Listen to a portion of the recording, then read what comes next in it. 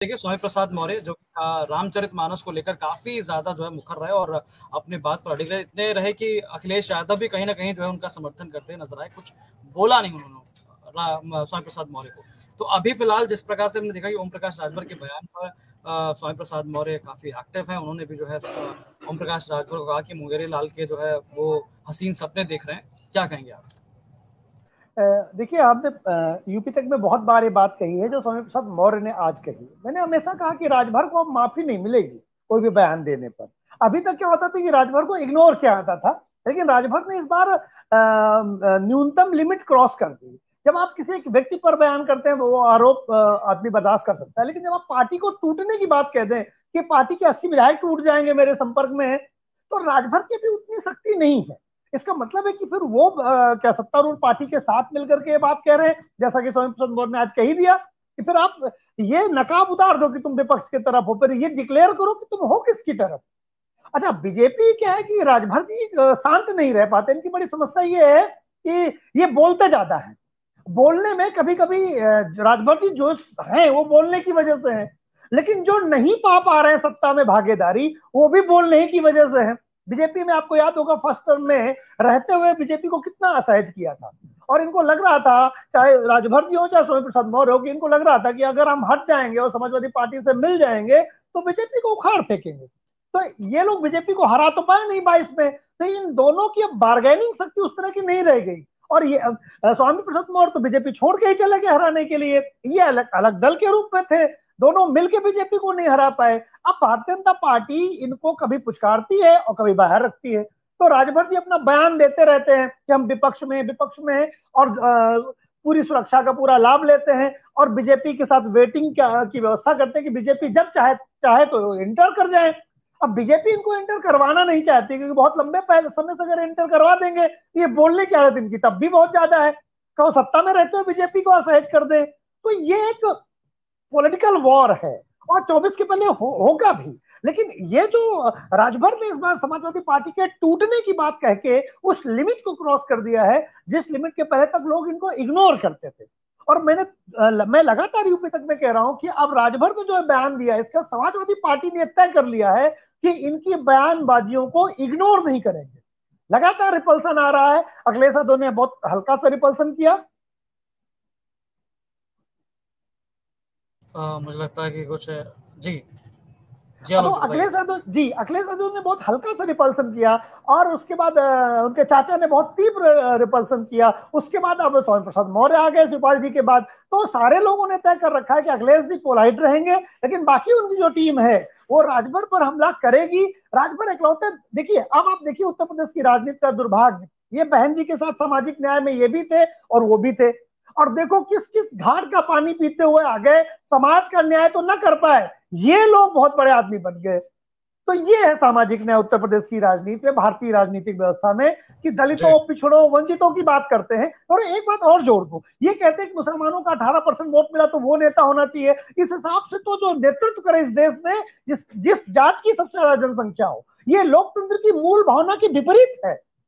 ऐसा थोड़ी नहीं होता, नेतृत्व करता होता है, समाज तय करता है कि उस नेतृत्वकर्ता के साथ वो जाएगा कि नहीं जाएगा। ये थोड़ी ना जिसकी जाति है वही नेता बनेगा उसका।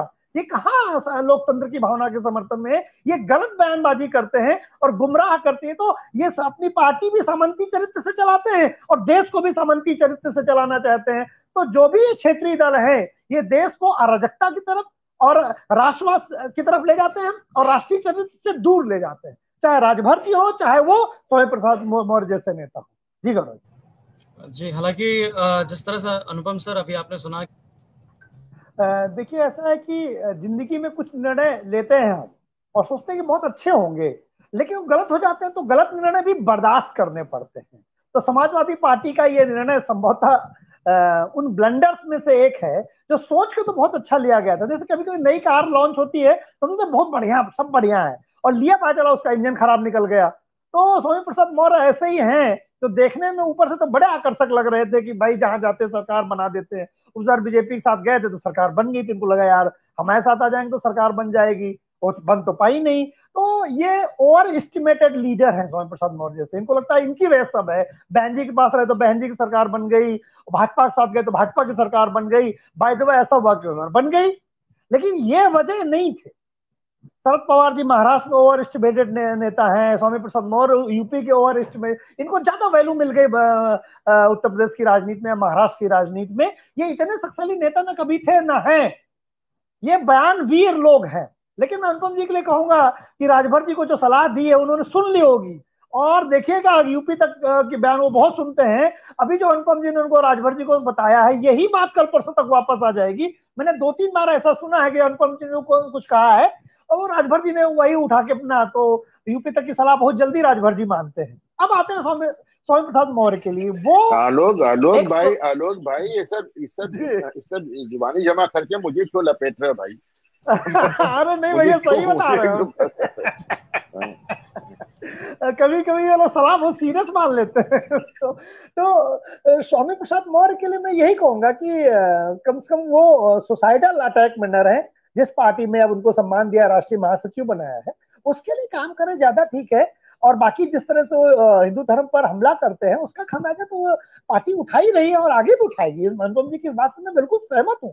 और स्वामी प्रसाद मौर्य अब लाइबिलिटी है, लेकिन वही जो मैंने कहा कि एक बार अगर निर्णय हो जाता है जिंदगी में, तो हम उसे वापस लेने में और नुकसान होता है। फिर जैसे नहीं, आप एक्सप्रेस वे में जा रहे हैं और टर्न यू टर्न लेना है, मुड़ना है और न मुड़े, तो अब बैक आना संभव नहीं है। तो पता चला अगला जो टर्न है वो 16 किलोमीटर बाद है।